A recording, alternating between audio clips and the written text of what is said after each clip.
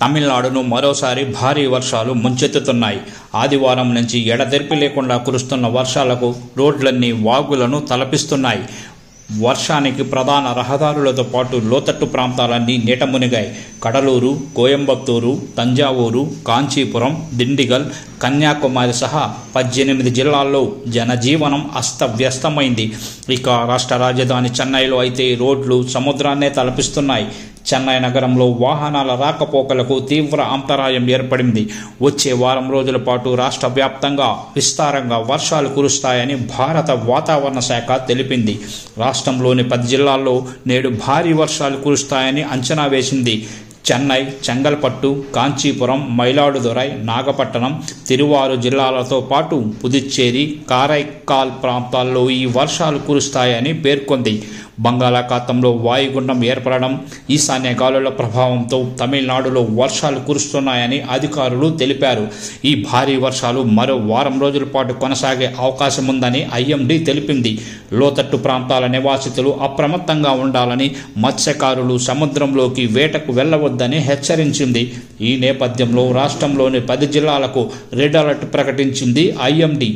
గత ఏడాది తమిళనాడులో తీవ్ర వర్షపాతం నమోదైంది. ప్రధానంగా మైచాంగ్ తుపాను చెన్నైని తాకడంతో కోట్లాది ఆస్తి నష్టం వాటిల్లింది. అరేబియా బంగాళాఖాతంలో వాతావరణం ఒక్కసారిగా మారిపోయింది. బంగాళాఖాతంలో ఏర్పడిన ధోని ప్రభావం దక్షిణాది రాష్ట్రాలతో పాటు తెలుగు రాష్ట్రాలపై చూపించనున్నట్లు వాతావరణ శాఖ తెలిపింది. ఇప్పటికే తెలుగు రాష్ట్రాల్లో చల్లని గాలులు విపరీతంగా వీస్తున్నాయి. బంగాళాఖాతంలో ఏర్పడిన అల్పపీడనం కారణంగా తమిళనాడు, కేరళ, ఏపీలో ఆదివారం నుంచి పలు చోట్ల వర్షాలు కురుస్తున్నాయి. తిరుమలలో వాతావరణం ఒక్కసారిగా మార్పులు సంభవించాయి. తెలుగు రాష్ట్రాల్లో ఉన్న ప్రజలు వర్షాలు, గాలుల విషయంలో జాగ్రత్తలు తీసుకోవాలని వాతావరణ శాఖ హెచ్చరించింది. ఉపరితల ద్రోణి వ్యాపించి ఉండడంతో తమిళనాడుకు సరిహద్దులో ఉన్న రాయలసీమ జిల్లాల్లో వాతావరణం ఒక్కసారిగా మేఘావృతమైంది. ముఖ్యంగా తిరుపతి, చిత్తూరు, నెల్లూరు జిల్లాలో ధోని ప్రభావం వల్ల మోస్తరు వర్షాలు కురుస్తున్నాయి. అలాగే ప్రకాశం, బాపట్ల, కర్నూలు, నంద్యాల, శ్రీ సత్యసాయి, కడప జిల్లాలో తేలికపాటి వర్షాలు కురిసే అవకాశం ఉందని ఐఎండీ తెలిపింది.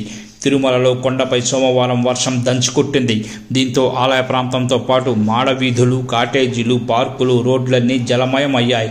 బంగాళాఖాతంలో ఇవాళ గంటకు సుమారు 35 కిలోమీటర్ల వేగంతో గాలులు వీస్తాయని వాతావరణ శాఖ తెలిపింది. తెలుగు రాష్ట్ర ప్రజలు జాగ్రత్తగా ఉండాలని సూచించింది.